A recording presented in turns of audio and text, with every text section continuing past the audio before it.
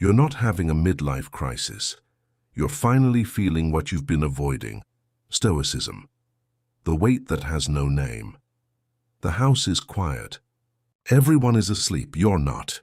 Not because something went wrong today. Not because you're worried about money or the kids or anything specific you could point to and say, that's it. That's the problem. Nothing is the problem. That's almost what makes it harder. You're sitting somewhere alone in your own home, in a life that works, and there's a weight in the room that doesn't belong to anything you can name. It's not depression. You know what that looks like, and this isn't it. It's not a bad marriage, not a failing career, not the kind of crisis that comes with an obvious cause and a clear path to resolution. It's something quieter, something that's been growing in the background for longer than you want to admit, a feeling that arrives mostly in the silence, when the noise of the day stops and there's nothing left to distract you from it.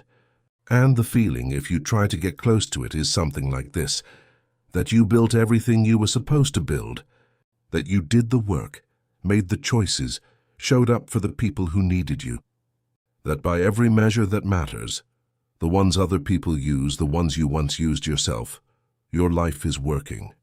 And still, underneath all of it, something feels like it didn't make it. Not you, not your life, something else. Something that was supposed to be there and isn't.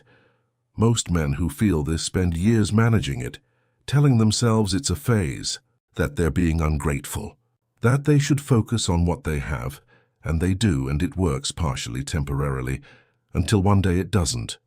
Until the weight stops being a visitor and becomes something more permanent. Something that is simply there in the background every day, waiting for the quiet to bring it back. And at some point, usually somewhere between 35 and 45, usually when the life is full enough that there's no obvious external explanation, a man looks at what he's built and feels, without knowing why, that someone didn't come with him. The word most people reach for at this point is crisis, midlife crisis, as if something broke, as if the feeling is a malfunction that needs to be corrected. A new car, a new project, a burst of something that fills the space back up and restores the silence to something bearable. But that's not what this is. A crisis implies something went wrong. What's actually happening is different. What's happening is that something went right. Something in you finally became honest enough, quiet enough, present enough to feel what has been waiting to be felt. Not a breakdown, an arrival. The arrival of a part of you that has been silent for a very long time, under the weight of everything that needed to be built. And that is now, in the spaces where the noise stops, finally making itself heard. This video is not about how to fix that feeling. It's about what it actually is.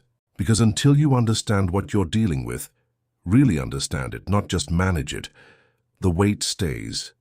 It changes shape. It finds new reasons to be there. But it stays, and the first thing you need to understand is that what you're feeling has a name. It's just not the name anyone ever gave you. The grief nobody taught you to feel. The word is grief, not the grief you know. The kind that comes with a death, a loss, a clear before and after. Not the grief that has a funeral. A gathering of people who understand what happened. A socially recognized period of mourning after which you're expected to return.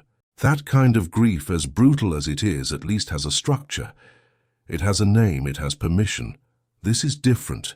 This is the grief for something that never existed, but that you believed for a long time would. The grief for a version of yourself that didn't come with you into the life you built. Not because you failed, not because you made the wrong choices, but because becoming who you are required leaving someone behind. And that someone, the man you thought you were going to be, the life you carried as a quiet background assumption for years, never got acknowledged, never got mourned, never even got named. And grief that isn't named doesn't disappear, it migrates, and almost no one catches it in time. It becomes the irritability that arrives without a clear cause. The distance you feel in moments that should feel close. The flatness that settles over things that used to generate genuine excitement. The sense, persistent and hard to argue with, that you're performing your own life rather than living it, going through the motions of a man who is present, while something essential is somewhere else entirely. None of these things look like grief from the outside. They don't even feel like grief from the inside, because you have no reference point for this particular kind of loss. Nobody taught you that you could grieve a life you never lived. Nobody told you that the accumulation of unchosen paths, of versions of yourself that got left at various crossroads, of beliefs about your own future that quietly expired without ceremony, that all of that needs to be processed. That it has weight, that it goes somewhere if you don't. It goes underground, and underground it doesn't rest, it pressurizes. You've probably felt that pressure. You just didn't know what was causing it. This is what most conversations about midlife completely miss. They treat the feeling as a symptom of dissatisfaction, something to be solved by changing the external conditions. A new challenge, a new goal, a new source of stimulation, and sometimes that provides temporary relief. But it doesn't touch what's underneath, because what's underneath isn't dissatisfaction with what you have. It's the unfinished business of what you lost without knowing you were losing it. There's a specific pain that belongs to the man who is neither young enough to believe everything is still ahead, nor old enough to have made full peace with what is, who stands in the middle of a life that functions, that is in many real ways good, and feels the ghost of another life moving through it. Not haunting him, just present, just there, just unacknowledged. And the thing about unacknowledged grief is that it doesn't ask for much. It doesn't demand a breakdown or a dramatic reckoning. It asks quietly and persistently for one thing: to be seen, to be named, to be given, even briefly, the space to exist as real, not managed, not rationalized, not converted immediately into motivation or meaning. Just real. That's where this has to start, not with solutions, with honesty about what is actually there. The man who didn't come with you. There's a version of you that got left behind, and it's worth being precise about who he was, because the grief isn't for a fantasy. It's not for some unlimited, romanticized possibility that never had any real shape. It's for something more specific than that, more human, more painful in a way because it was real. He was the man who still believed there was time, not infinite time, not the naive optimism of someone who hasn't faced anything yet, but a particular quality of openness, the sense that the defining choices were still ahead, that the version of himself he would ultimately become was still being decided, that the life he was living was preliminary, important, real, but preliminary, and that at some point the real thing would begin. That belief didn't announce its departure. There was no moment when you sat down and decided to stop believing it.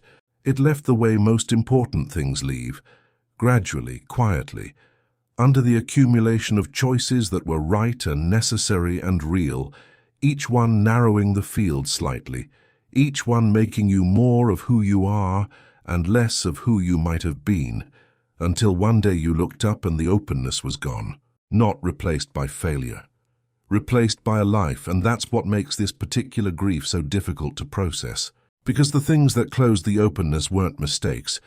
They were choices you'd make again. The relationship, the children, the career that became real instead of remaining a possibility, the responsibilities you took on because you were the kind of man who takes on responsibilities. Each of those things was right. Each of them cost something. And the cost, the specific version of yourself that each choice made impossible, was never calculated, never grieved, never even acknowledged as a loss. Because how do you grieve something that was replaced by something good?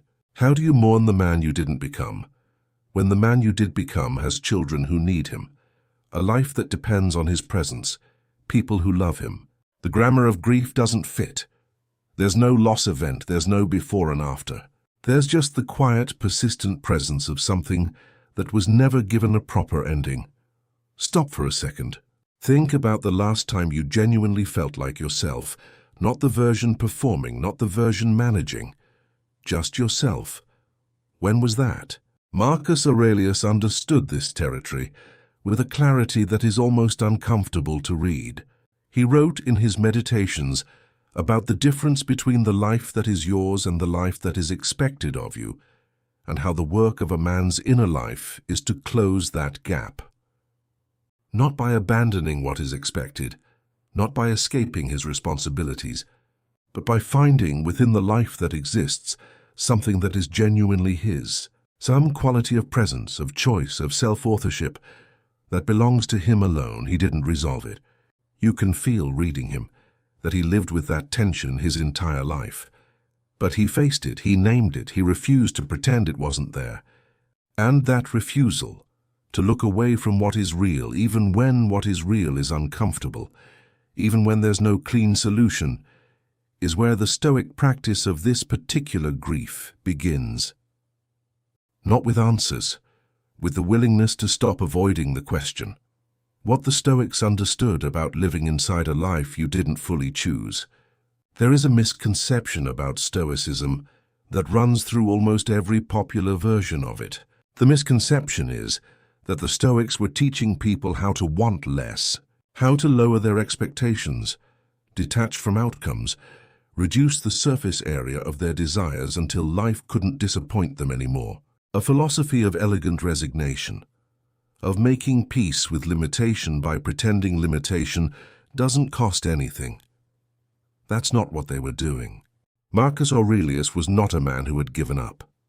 He was a man who carried one of the heaviest loads in human history, the governance of an empire, the weight of military campaigns, the slow deaths of children, the constant pressure of a role he never asked for and couldn't put down, and who, in the private pages of his journals, was working out in real time how to remain fully alive inside all of it, not despite his constraints, inside them, using them.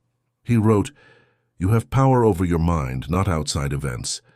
Realize this, and you will find strength." And that line, quoted everywhere, is almost always misread as a call to passive acceptance. It isn't. It's a call to radical redirection, to stop spending the force of your inner life on what cannot be changed, and to turn that same force with full intensity toward what can. Most people read that line and feel relieved, as if permission was just granted to stop trying. That's not what he meant. The man of 40 who has children, who has a life that cannot be dismantled, who cannot simply leave and start over, that man is not in the wrong philosophical story. He is in the exact story the Stoics were writing for. Because Stoic freedom was never freedom from circumstance. It was freedom within circumstance. The capacity to choose consciously and deliberately what you bring to the life that already exists. What quality of presence you inhabit it with. What you make of the specific, irreducible, non-negotiable conditions of your actual situation. Epictetus was a slave, literally. He had no freedom of movement, no freedom of choice in the external sense, no ability to redesign the conditions of his life. And from inside that situation, not after it, not despite it, but inside it, he developed the most radical philosophy of inner freedom the Western world has ever produced. Not because he ignored his chains, because he understood with absolute precision what was inside them, the dichotomy of control, the central Stoic teaching that divides all things into what is up to us and what is not a tool for accepting what's wrong with your life. It is a tool for identifying where your actual power lives. And for a man standing in the middle of a life built around real obligations, that tool does something specific and important. It tells him that the grief he feels is real, and that what he does with it is entirely his. Not the circumstances, not the responsibilities, not the children or the structure or the life that exists and cannot be unlived. Those are not up to him, not in any complete sense, but the quality of his presence inside all of that. The honesty with which he faces what he feels, the depth with which he inhabits what is actually here, the degree to which he stops performing his life and starts living it, that is entirely, completely, irreducibly his. That's not consolation. That's not the philosophy telling you that everything is fine and you should be grateful. That's the philosophy telling you that you have more power than you think. but it's in a different place than you've been looking for it. And accessing that power requires doing something first that most men in this situation have never done. Something that feels from the outside like weakness, but is in the Stoic understanding the precise opposite, the funeral you never held. The thing that needs to happen is grief, not managed grief, not productive grief that gets converted immediately into lessons and growth and forward momentum. Not the kind of grief that is socially acceptable because it leads somewhere useful within a reasonable time frame. Real grief, the kind that sits with what was lost long enough to actually feel it before it becomes anything else. And for most men, this is the hardest instruction they will ever receive, because everything in the way a man is formed, the entire architecture of how masculinity is taught, modeled, and reinforced, points in the opposite direction. Grief is what you move through, not what you inhabit.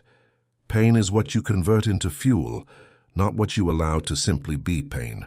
The feeling is the raw material. The point is what you build with it. That's not entirely wrong. But applied too early, it becomes another form of avoidance. Another way of not feeling what is actually there. Here's what no one tells you about that. The weight doesn't accumulate all at once. It builds in layers quietly over years, and by the time you feel it, you've forgotten where it started. Jung spent decades studying what happens to the parts of a person that never get integrated.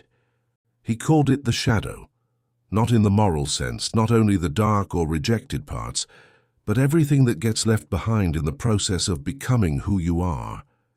The beliefs that expired, the versions of yourself that didn't survive the necessary choices, the life that ran parallel to this one in your imagination for years, gradually losing detail, gradually becoming less vivid, until one day you noticed it was gone.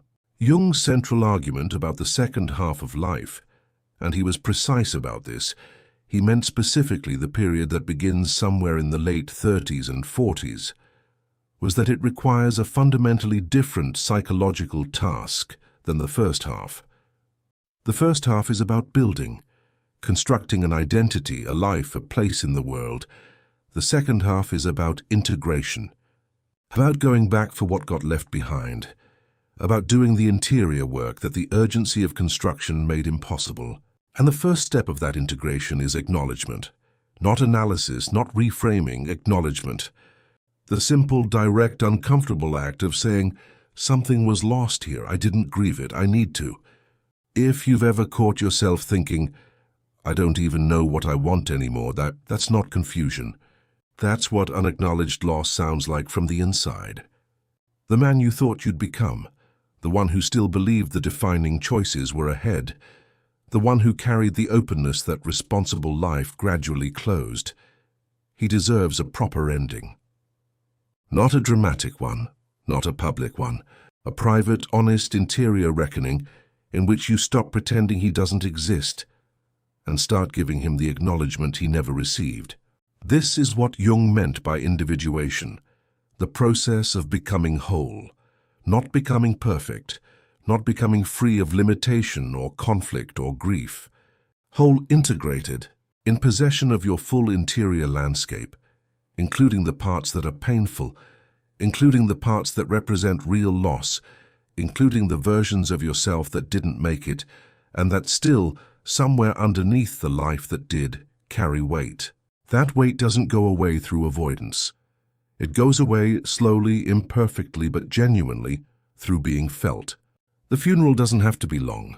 It doesn't have to be elaborate. It doesn't have to involve anyone else. It just has to be real. A moment, or a series of moments, in which you stop managing the feeling and allow it to be what it is. Loss, real loss. The kind that deserves to be named before it can be released. Because what becomes possible after that, what opens up on the other side of a grief that has actually been completed, is something that no amount of external change can produce. The capacity to be here, fully, in the life that actually exists. You're not trapped. You're standing on ground you haven't learned to use. There's a story that runs underneath the feeling you've been carrying, and it's worth naming it directly, because until you see it, it runs on its own, The story is that you missed your window, that the life you're in, real, full, irreversible, is the proof that the other life isn't coming, that responsibility and depth are mutually exclusive, that the man who has children, who has obligations, who cannot simply dismantle what he's built and begin again, that man has traded something he can never get back. And that what remains, however good it is a partial life, a life where something essential has been permanently foreclosed. That story feels true. It has the texture of truth. It arrives with evidence, specific memories, specific moments where the path narrowed, specific choices that closed specific doors. It doesn't announce itself as a story. It announces itself as a conclusion, but it's not a conclusion, it's an interpretation, and it's the wrong one. The man of 40 is not at the end of something. He is in a very specific and underappreciated sense, at the beginning of the only phase of life that requires the full version of what he has built. Not despite his responsibilities, because of them. Not around his depth, through it. The courage of the first half of life is the courage of construction. Of beginning things, of risking things, of building something from nothing in the face of uncertainty. That courage is real, but it operates on the energy of openness, on the sense that everything is still possible, that the field is wide, that failure is survivable because nothing is yet irreversible. The courage of the second half is different. It's the courage of depth, of going further into what already exists, rather than wider into what doesn't yet, of being more honest, more present, more genuinely yourself inside the specific, irreducible, non-negotiable life that is actually here, rather than a better conditioned version of yourself in a life that isn't. That courage is rarer and harder because it has no fantasy to run on. It operates entirely on reality, on the life that is here with the people who are here, in the conditions that exist. And it asks something that expansion never asks, not who could you become if everything were different, but who are you capable of being inside exactly this. Seneca wrote in his letters, Omnia Lucili aliena sunt tempus tantum nostrum est. Everything Lucilius belongs to others. Time alone is ours. He wasn't talking about clock time. He was talking about the quality of attention you bring to the moments that exist, the degree to which you are actually present in your own life, not managing it, not performing it, not getting through it until conditions improve, but inhabiting it fully. As it is, that's not a consolation prize for the life you didn't get. That's the actual prize, the one that was never available in the first half, because the first half didn't have the material for it. The depth, the loss, the grief, the specific weight of a life genuinely lived, those are not the evidence that something went wrong. They are the conditions that make something real possible. The man who stands in the quiet of his house at night, feeling the weight of what didn't come with him, that man is not trapped. He is standing on ground that has more depth than he knows. And what he does with that ground from here is entirely his. How to stop avoiding and start inhabiting. There's a Stoic practice that doesn't get quoted as often as the famous lines. Epictetus called it prosoche, attention. Not attention in the modern sense, not a wellness technique you schedule for 10 minutes in the morning. Something more demanding, a continuous, deliberate watching of your own mind, moment to moment, built specifically to catch the instant where you're about to look away from something true. This is not a metaphor for the work. It is the actual mechanism, because everything this video has named, the grief, the man who didn't come with you, the years spent managing instead of feeling, all of it survives on one condition. That you keep not looking at it directly. The weight stays exactly as heavy as your willingness to avoid naming it. The moment you turn toward it, even briefly, something in its structure changes, not disappears, changes. So here is where the practice actually begins, not with a decision to process your emotions in the abstract way that sounds like wisdom and produces nothing, with something smaller and considerably harder, noticing in real time the exact second you reach for distraction instead of attention. It happens fast, Most days you won't catch it until it's already happened 5 times. The phone, almost without your permission, ends up in your hand the moment the house goes quiet. You know exactly what that feels like. You've done it tonight, probably, maybe more than once. The extra hour of work that wasn't strictly necessary. The conversation you start in your head with someone who isn't there, just to keep the silence from arriving uninterrupted. None of that is weakness. It's just the mind doing exactly what minds do with weight they were never taught to hold. The practice of prososh asks for something specific at that exact moment. Not to fix the feeling, not to analyze it, just to notice it's there before reaching past it. Something just rose, I'm about to avoid it. What is it exactly right now? That question, asked honestly 3 or 4 times a week, in the actual moment rather than in retrospect, is the entire technology. There is no advanced version. The advanced version is doing the simple version consistently, in conditions that make it uncomfortable. The next part is the funeral this video has already named. It doesn't require ceremony. It requires 90 seconds somewhere private, where you say out loud or in writing, it doesn't matter which, something close to the truth. There was a version of me that believed the real life was still ahead. He didn't make it here. I never said goodbye to him. I'm saying it now. It will feel strange. It will feel the first time almost embarrassing. That reaction is worth noticing too, because the embarrassment is the same architecture that kept the grief buried for 20 years. The instinct that says feeling this directly is somehow improper for a man holding the kind of life you're holding. It isn't improper. It's the only thing that was missing. What changes after that is not the circumstances.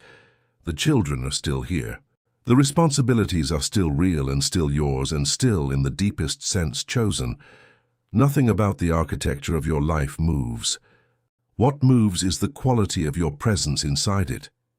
The specific thing the dichotomy of control was always pointing toward, the thing that was entirely yours from the beginning, even when it didn't feel like you had access to it. You start noticing dinner instead of getting through it. You start hearing what your kid is actually saying instead of nodding while composing tomorrow's first email in your head. You start being in the room you're already in. That's not a metaphor either. That's the whole transformation, not a different life. The same life, finally inhabited by someone who stopped fighting a war against a version of himself who was never going to show up. The man you thought you'd become isn't coming. That was never going to change. What was always available, and what the weight in the quiet house was trying for years to tell you, is that the man who's actually here was worth showing up for too. He still is, and if you made it this far, maybe this video touched something that usually gets buried under the noise of the day. So don't forget to subscribe, turn on notifications, and leave your comment below. I read them. Every single one. Because a lot of the time, that's where the next video comes from what you share. From the things you're carrying that are almost impossible to put into words. And in the end, maybe that's the most important thing about this channel.